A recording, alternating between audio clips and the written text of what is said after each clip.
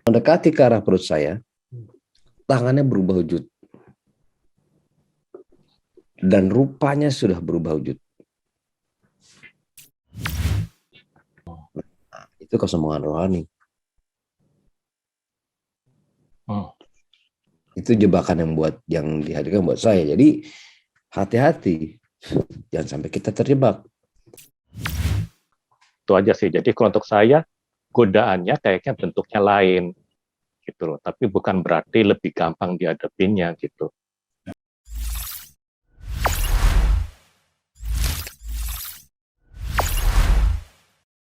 Salam sejahtera untuk kita semua. Jumpa lagi dengan Besan, belajar santai dengan Romo Hadi. Kali lalu kita menampilkan Mas Aga berjumpa dengan Lucifer, dan sekarang saya akan mengajak Anda untuk punya pengalaman yang lain. Saya persilakan dulu, ada dua teman saya yang lain di sini, yaitu Bro Edi dan Bro Alex. Silakan Bro Edi memperkenalkan diri. Selamat siang teman-teman semua. Saya Edi Bawono, saya kebetulan rekan. Lebih keras sedikit boleh loh Bro?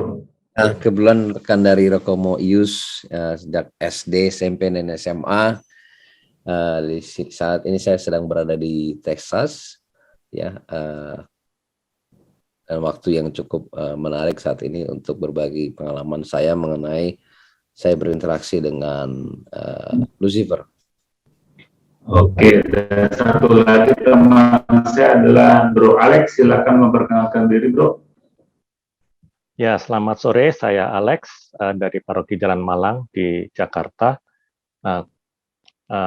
Pelayanan prodiakon di paroki dan amatiran belajar tentang kitab suci dan sedikit teologi teoritisnya saja.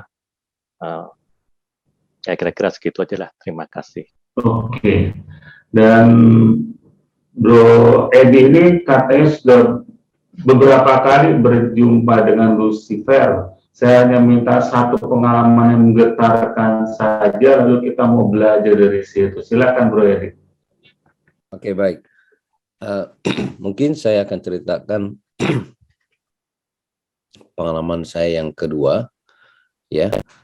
Yang kedua ini terjadi kira-kira tahun lalu, ya, saat mau masuki Paskah, ya. Besoknya Rabu Abu, ya. Di hari besok Rabu Abu selalu Selasa sore saya ingin puasa. Saya mengatakan pada diri saya ingin puasa penuh 40 hari. Kenapa? Ya, kalau Yesus bisa puasa, saya juga harus bisa puasa. Tujuan saya itu. Oke. Itu saya Selasa mewujudkan itu. Saya ingin puasa mulai Rabu Abu. Tepat jam 2.15 pagi, saat saya tidur, saya dihampiri oleh sosok yang ganteng sekali. Ya, saya sedang duduk, ya, lalu ada sosok datang, ganteng, duduk sebelah saya. Saya tanya, kamu siapa? Gitu ya. Lalu dia melirik saya. Saya hanya tidak menyapa apapun, ya. Lalu orang itu sosoknya seperti manusia, ya. Orang itu lalu mengulurkan tangannya yang kanan, ya, melirik saya sebelah kiri, dan langsung dia tangannya ditujukan ke arah perut saya. Di arah perut saya. Mendekati ke arah perut saya, tangannya berubah wujud. Dan rupanya sudah berubah wujud. Dia langsung menusukkan ke daerah perut sebelah kanan saya. Wah, itu rasanya saya baru paham. Wah, this is Lucifer. Ya, saya baru paham. Wah, saya langsung berdoa. Itu rasanya seperti terkena petir. Jadi bukan rasa terbakar atau apa, tapi terkena petir. Seperti listrik. Listrik di rumah is nothing. Rasanya seperti itu. Jadi electrocuted keras sekali dan saya langsung berdoa. Biasanya saya bisa mengucapkan seutuhnya dalam nama Yesus. Pergi. Saya hanya bisa mengucapkan dalam nama Yesus. Berhenti. Seterusnya tidak bisa bicara lagi. Dan saya ucapkan dalam nama Yesus. Saya nggak bisa meneruskan kata-kata saya. Aduh, saya ulang lagi. Dalam nama Yesus. Tidak bisa mengatakan. Seterusnya lagi. Sampai 3 kali. Dalam nama Yesus. Akhirnya dilepas. Pada saat terlepas, saya terbangun. Lalu Santer Padre Pio tiba-tiba muncul di depan saya. Dia langsung mengatakan, kamu jangan takut, mari berdoa sama saya. Itu yang dia katakan. Itu saya sadar, ya, wah, aku ditemani Padre Pio di sini berdoa. Dan pertama kali saya berjumpa dengan Padre Pio, ya itu. Meskipun saya tidak punya devosi apapun terhadap Padre Pio. Saya hanya ini, kamu tahu itu Padre Pio dia memperkenalkan diri atau gimana? Dia tidak mengenal diri, ya. Tapi saya hafal mukanya karena saya suka membaca mengenai Padre Pio dan kebetulan ayah saya, ya, itu berdevosi pada Padre Pio. Ya. Dan itu yang membuat kamu selamat, Padre Pio. Ya, jadi Padre Pio hadir, mengatakan, kamu jangan takut, mari berdoa dengan saya, dan saya segera berdoa Bapa kami bersama Padre Pio. Oke, itu berarti pengalaman kedua dari 3 pengalaman berjumpa dengan Lucifer, ya? Ya. Nah, setelah itu terjadi, saya berdoa, ya, dan saya yakin saya juga ditemani oleh Padre Pio dan saya selesaikan doanya. Nah, tetapi 2 hari saya bed rest di rumah karena saya sakit. Ya, tujuannya supaya tidak bisa puasa soalnya. Jadi yang tadinya mau 40 hari nggak bisa 40 hari. Itu. Jadi kalau poinnya buat learningnya adalah, ya, kalau kita berpuasa memang iblis menghalangi. Ya. Berarti iblis, Lucifer tuh nggak suka kita puasa gitu. Dalam pengalaman saya sama sekali nggak suka. Nggak suka. Bahkan kalau maaf kalau saya boleh langsung, karena ada kaitan dengan nomor 3. Kalau saya boleh singgung sedikit ya, pengalaman saya nomor 3. Ya. Jadi yang ketiga kali ini di bulan Juni tahun ini, kali ini hadirnya memanifestasi dalam rekan saya. Jadi saya sedang dalam berdiskusi di rumah teman saya jam 7 malam. Kebetulan 2 teman saya itu mereka itu boleh katakan indigo, ya, yang 2 orang ini. Kita berempat. Oke. Nah, tiba-tiba salah satu orang termanifestasi.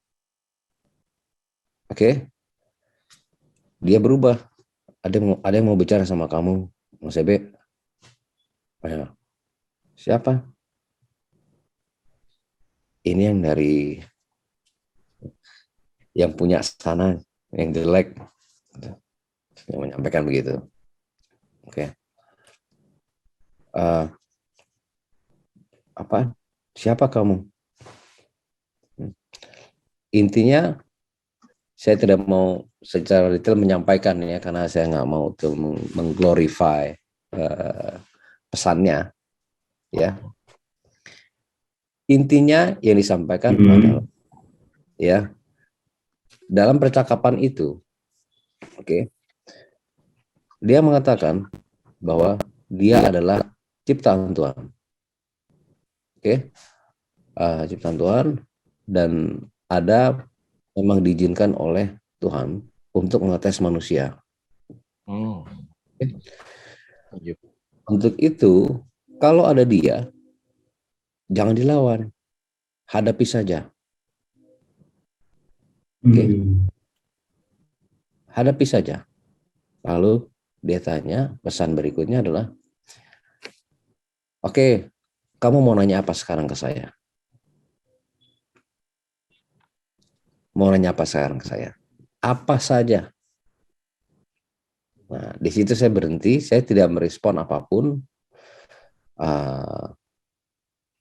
Saya tidak mau menanyakan apapun kecuali saya menanya, oke, saya tahu ini adalah jebakan, ya. Saya bertanya, oke, apa misi saya? Misi jiwa saya. Oke. Lalu tidak terjawab, dan dia pergi. Nah, poin saya ini ada keterkaitan dengan yang kedua itu karena itu tadi, kalau ada dia, jangan dilawan, dihadapi. Itu keywordnya, ya. Jangan dilawan, dihadapi.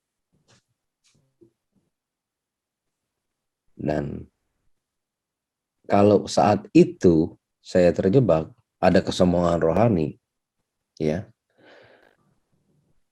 saya akan tergulung.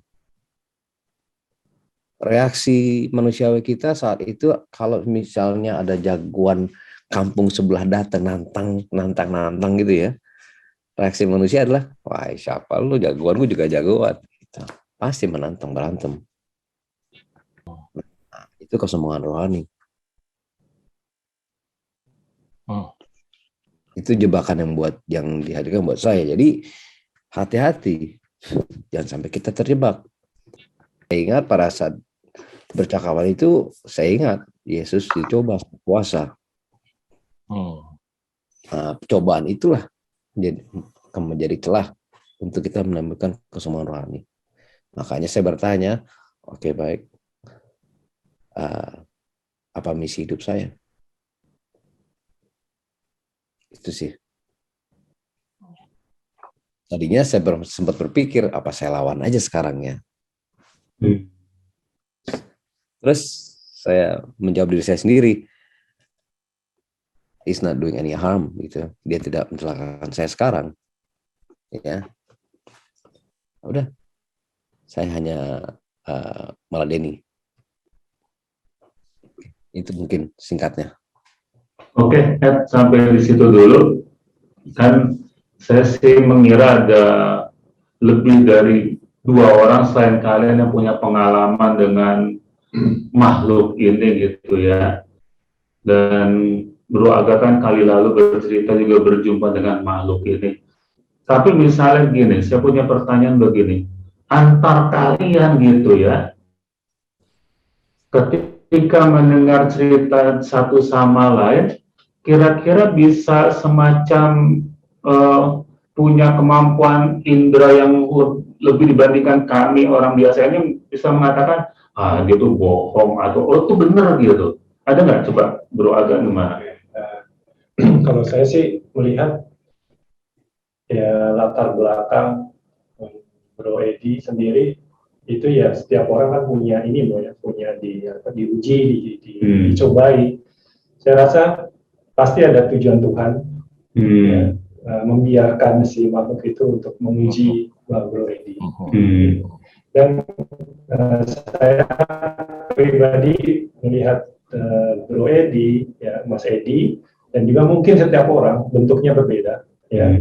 Tetapi entitasnya kan biasanya sama, loh. Nah, kalau saya sih meyakinkan bahwa Mas Edi benar, karena memang ada ciri-cirinya ya, tadi ganteng, ya terus karisma, itu mirip-mirip yang waktu ketika saya diuji pertama kali itu saat meditasi itu. Ya. Kalau saya itu diuji juga nggak sih sebenarnya? Setiap orang pasti diuji loh. Setiap orang, cuman entitasnya berbeda. Ya. Saya di sini bukan, Bapak Ibu, saya di sini bukan mewartakan si makhluknya ya, bukan. Tetapi untuk mengingatkan bahwa setiap orang itu tetap harus waspada. Dan akhirnya memang kalau kita rendah hati, kita tekun, kita mau balik ke iman kita, ya pasti Tuhan Yesus akan kasih jalan. Ketika saya selesai bertemu, saya kan langsung apa yang harus saya lakukan? Saya cari romo siapa? Nah kebetulan ada satu romo. Ya saya kontak romo itu, kita diskusi hampir 1 jam loh. Dari jam 3:30 sampai 4:30 terus saya putuskan Rosenang. Oke, Rosenang saya cari tiket, saya langsung ke Rosenang. Gitu. Jadi setiap orang punya, hanya entitasnya, wujudnya itu masing-masing berbeda. Mungkin ada yang tingkat rendah, mungkin ada yang tingkat ini, mungkin ada yang tingkat ini. Setiap orang pasti punya loh. Ya. Gini, kalau saya kan nggak punya kemampuan itu gitu ya, tapi kan saya orang awam gitu ya. Nanti pertanyaannya kepada Anda berdua, bagaimana membedakan itu dengan ilusi gitu misalnya? Bro Aga dulu. Ya, yang pertama kali di dalam perpindahan dimensi itu saya cubit tangan saya. Ini benar nggak sih? Saya ada di dalam gereja, nggak ada siapa-siapa, kok saya masih bisa cubit dan saya masih bisa merasakan sakitnya. Walaupun itu mungkin bentuknya mimpi, ya, mungkin apalah, ya saya nggak tahu. Yang jelas saya cubit tangan saya ini persis saya cubit ini. Oh iya, masih ada rasa sakit, tapi saya tahu kenapa ada di sini. Kenapa saya mesti ada di dalam gereja ya? Ini ada apa ya? Terus ketika saya lihat di belakang, oh bercahaya, ruang pengakuan dosa itu ada seperti, oh saya harus masuk ke sana. Rupanya di situ saya bertemunya dengan makhluk itu. Kalau Bro ini gimana? Membedakan itu ilusi atau apa pengalaman empiris gitu? Oke, mungkin kalau awal-awalnya saya pikir itu ini hanya mimpi biasa, ya. Dan karena interaksi saya itu di diri saya itu semua itu terjadi pada saat saya gelombang otaknya di gelombang theta itu deep sleep. Jadi saya coba pelajari bahwa ternyata emang kalau kita di gelombang theta itu dan dimensi itu allows you to berinteraksi dengan dunia-dunia spiritual. Disitulah saya paham, oke, jadi memang itu adalah jendelanya kita berkomunikasi, berinteraksi dengan frekuensi-frekuensi lain. Ya. Dan selama saya berinteraksi, memang ada beberapa kali berinteraksi fisik ya, dengan kekuatan-kekuatan gelap, ya, di luar pada Lucifer. Dan karena seringnya terjadi di diri saya, jadi saya bisa membedakan mana yang mimpi, mana yang bukan mimpi, mana yang real, walaupun itu saya sedang dalam kondisi tidur. Jadi mungkin raga saya tidur, jiwa saya tidak tidur. Nah itu yang terjadi. Ini sebagai contoh, Romo, ya. Dalam suatu kejadian, saya malamnya membantu mendoakan orang, ya, dan saya tahu saya nanti malam pasti akan bertempur, bertempur ya, karena mereka pasti menyerang saya. Mereka pasti menyerang saya pada saat setelah jam 12 malam. Oke. Jadi saya tidur setelah jam 12 malam dan saya berdoa, ya Tuhan, di saat itu saya spesifik berdoa, ya Tuhan, saya akan tidur, sediakan saya perangkat perang. Ya, tamengnya, pedangnya, segala macam. Karena kan di Injil juga tertulis, siapkan perangkat perang kamu. Ya. Jadi saya berdoa, selama saya tidur, siapkan saya perangkat perang. Yang terjadi adalah, selama saya tidur, saya merem, aman. Begitu saya buka mata saya, sekitar jam 6 kurang, buka mata saya, itu sini saya ditusuk. Sini. Belakang. Tertusuk. Sedang tidur. Saya pikir ini siapa yang nusuk tangan saya di depan saya, bukan saya yang nusuk. Terus ke sini langsung saya doa lagi dalam Yesus pergi. Langsung terlepas. Nah itu yang bagaimana pembedaannya. Nah itulah mungkin pengalamannya karena udah masuk ke dimensi yang nyata gitu. Windowsnya tertutup karena saya dilengkapi dengan doa, dilengkapi dengan alat perang saat saya tidur. Doanya kan mintanya seperti itu. Setelah bangun, mereka menganggap wah dia sudah nggak ada alat perangnya. Mereka masuk. Tapi puji Tuhan saya masih lindungi. Itu sih salah satu contohnya bagaimana kita bisa membedakan. Saya pribadi ya. Mungkin setiap orang punya ini yang berbeda-beda. Nah disitulah saya bisa membedakan. Nah sehingga pada saat saya mengatakan pengalaman pertama, kedua, ketiga itu tadi semua perjumpaan saya dengan pasukan-pasukan di situ semuanya most of the time satu kali dalam Yesus selesai. Kecuali yang satu ini. Ya. Itu harus 3 kali. Gimana Bro Aga? Mas Edi, apakah si makhluk itu menawarkan sesuatu, misalnya seperti pencobaan Yesus itu?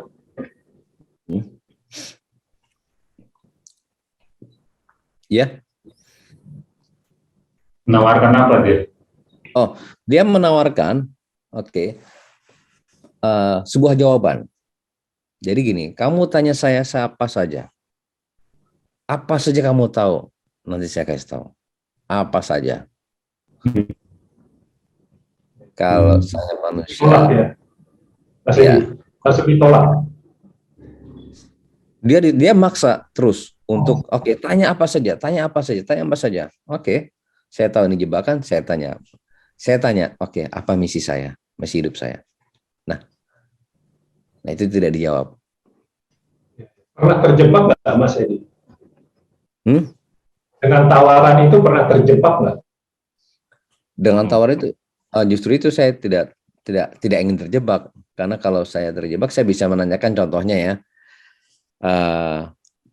Nomor undi berapa yang menang misalnya judi togel atau apa ya atau apa misalnya kan, atau naik besok siapa sih, nah udah saya beli besoknya bukan tinggi, saya main kripto saya mau beli koin apa.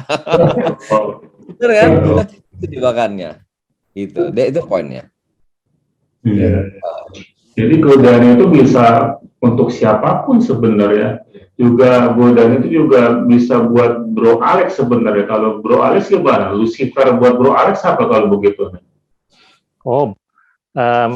Nggak yakin ya kalau sampai levelnya Lucifer dia yang goda. Saya masih nggak tahu siapa, tapi saya tahu ada sesuatu yang nggak sampai menggoda, tapi menghalang-halangin saya gitu loh. Dan itu saya sudah alamin dari waktu zaman masih kuliah. Itu ada kesadaran dari saya sadar ada sesuatu yang terus-menerus menghalangi. Jadi waktu saya lagi lebih berusaha untuk lebih rajin berdoa, nanti ada aja gangguan. Inilah gangguan fisik, hambatan non-fisik. Tetapi saya jadi ada dorongan, ngapain lu doa? Tapi saya pikir, ini bukan dari saya. Dari mana ya? Kalau bukan dari saya, bukan dari Tuhan, ya dari roh jahat. Jadi kalau untuk saya itu adalah bukti empiris bahwa roh jahat itu Lucifer atau siapapun juga memang betul-betul ada. Entah kenapa dia nggak senang kalau kita nyampe ke Tuhan. Saya jawabnya saya cuma ngomongnya entah kenapa, saya betul-betul nggak ngerti kenapa ada yang begitu nggak senang untuk kita kembali sama-sama dengan Tuhan. Itu aja sih. Jadi kalau untuk saya godaannya kayaknya bentuknya lain gitu loh, tapi bukan berarti lebih gampang dihadapinnya gitu. Sebenarnya sederhana kok. Kita ngapain pergi ke misa online? Gak usah lah ikut rosario kali ini. Udah nih kalau untuk penjadwalan prodiakon masih bisa kok besok. Ini untuk yang menyelesaikan prokaru masih bisa minggu depan. menyelesaikan kerjaan nggak usah hari ini, besok juga masih bisa. Macam-macam kok godaannya sih. Oke, Bro Alex. Bro Alex kan udah nonton sharingnya Bro Aga, terus barusan juga Bro Edi sharing begitu ya. Lalu kamu kan ilmuwan, masa gampang percaya sih sama cerita-cerita mereka ini? Maksudnya masa nggak percaya gitu, atau masa percaya? Iya, jangan itu ilusi gitu kan, misalnya. Ini gini, Romo. Jadi dunia ilmiah itu hanya mampu berbicara tentang hal-hal yang bisa diuji secara ilmiah. Artinya kalau secara filsafat itu dunia ilmiah itu hanya bisa menguji dan membentuk teori dan menguji teori tentang dunia nyata, dunia materi. Sebetulnya artinya penjelasan misalnya mujizat, sesuatu yang terjadi secara nyata yang tanda kutip melanggar hukum alam. Tapi itu hanya tidak sesuai dengan hukum-hukum ilmiah yang dikembangkan secara materi. Jadi perubahan materi disebabkan karena ada perubahan jadi materi yang menyebabkan perubahan materi, bukan roh yang menyebabkan materi. Jadi banyak ilmuwan juga yang salah paham, dianggapnya kalau semua bisa dijelaskan secara ilmiah, yang ada cuma materi, nggak ada yang rohani, itu nggak ada, yang spiritual itu nggak ada. Kalau untuk saya, dunia ilmiah ini itu hanya menjelaskan penyebab materi tentang kejadian-kejadian yang sifatnya materi, tidak menjelaskan apapun, tidak mengatakan apapun tentang penyebab non materi terhadap fenomena materi. Jadi kalau misalnya begini, air berubah menjadi anggur, ya memang kalau secara materi itu nggak bisa dijelaskan, nggak mungkin kalau dalam keadaan normal air berubah menjadi anggur, atau anggur berubah menjadi, nggak usah ngomong kalau di Ekaristi deh, udah gitu aja orang udah nggak bisa nerima kok kalau secara ilmiah. Tetapi kita tahu hal itu pernah terjadi. Atau misalnya penyakit yang tiba-tiba sembuh, ya kita meyakini karena itu kita ada devosi atau kita ada doa permohonan terhadap santo atau apa. Tapi untuk dokter itu hanya mereka, kalau dalam sertifikasi dokter hanya mengatakan tidak dapat dijelaskan secara ilmiah. Kenapa? Karena dokter itu tidak menemukan penyebab materi. Mengapa terjadi penyembuhan secara materi? Jadi artinya ilmu pengetahuan itu sebetulnya tidak bicara apapun tentang dunia rohani. Itu tidak sama dengan tidak mengakui adanya dunia rohani. Makanya kenapa ada beberapa ilmuwan terkenal yang adalah pater, Romo. Misalnya Romo Lemaitre yang bikin teori Big Bang, itu pertama kali bikin Romo Katolik. Jadi ilmuwan juga sebetulnya banyak yang dari gereja Katolik, Romo maupun awam tentunya. Jadi kalau untuk saya itu begitu. Jadi orang ngomong agnostik itu untuk saya sederhana. Ilmiah menjelaskan secara materialistis, secara filsafatnya secara materialistis. Tetapi tidak mengatakan apapun tentang dunia rohani. Karena itu penyebab non-materi, penyebab rohani terhadap kejadian materi, ya kalau untuk saya tidak melawan ilmiah sama sekali. Kira-kiranya gitu. Tapi posisi saya ini banyak yang menentang, bahkan di dalam dunia ilmuwan. Itulah, tapi itu perbedaan filsafat, bukan masalah ilmiah. Kalau untuk saya ya. Gitu. Oke. Rasanya cukup untuk sementara ini penjelasan Bro Alex cukup bisa kita pahami lah ya. Sekarang saya mau Anda bertiga ini dengan percakapan kita sekarang ini, saya minta Anda bertiga memberikan refleksinya. Silakan mulai dari Bro Edi, terus Bro Alex, terakhir nanti Bro Aga. Silakan Bro Edi, refleksinya. Masih singkat ini. Singkat. Singkat. Untuk saya, dari perjalanan hidup saya ini, saya diberikan pengalaman spiritual yang menurut saya sangat unik sekali. Ya, refleksinya adalah begini: semakin kita mendekati Tuhan, semakin tinggi cobaannya. Sehingga kita harus siap dalam bentuk apapun, dari manapun, kapanpun, oleh siapapun. Ya. Jadi kalau kita berjalan di dalam Tuhan, semakin kita lurus, semakin kita dihalangi. Dan bentuknya berupa-rupa. Oke, Bro Alex. Untuk saya inspiratifnya adalah jangan takut karena kita tidak pernah sendirian. Kita bersama-sama. Ada teman-teman di dunia ini, ada teman-teman di api pencucian, ada teman-teman di surga yang mensupport kita. Jadi ya kita nggak sendirian, kita ada persekutuan, kalau kerennya persekutuan para kudus. Dan untuk saya jadi catatan, kalau begitu kuasa itu mungkin sebagai bentuk nyata dari penguasaan diri, dan kurang lebih memperkuat penguasaan diri kan mengurangi efeknya dosa asal terutama. Kan dosa asal kan mengurangi kontrol kita terhadap diri kita sendiri. Mungkin itu yang menyebabkan memberikan kita daya lebih kalau dalam puasa. Kan ada yang Yesus pernah bilang jenis yang ini hanya bisa keluar dengan berdoa dan berpuasa. Terus tadi komentarnya Bro Edi. Jadi ya untuk saya jadi lebih apresiasi terhadap puasa. Kira-kira gitu. Thank you. Oke. Bro Aga. Baik, kalau saya Bapak Ibu, kita tidak usah perlu cemas dengan kemampuan kita, tetap rendah hati, tetap menjalani rutinitas, berdoa, ikut ekaristi, offline, online, terus nggak usah melihat, wah ini bisa nih punya talenta ini, oh ini punya karisma ini nih, wah ini hebat banget ini. Nggak bisa. Setiap orang punya kemampuannya masing-masing, setiap orang punya salibnya yang memang harus dipikul sampai akhir. Ya. Terima kasih kepada Bro Edi, Bro Alex, dan Bro Aga. Sekarang ini kita bisa belajar banyak, juga kita bisa punya refleksi sendiri. Terima kasih atas semuanya, dan sampai jumpa lagi di kesempatan yang akan datang. Salam, sampai jumpa. Thank you. Sampai jumpa. Bye, thank you.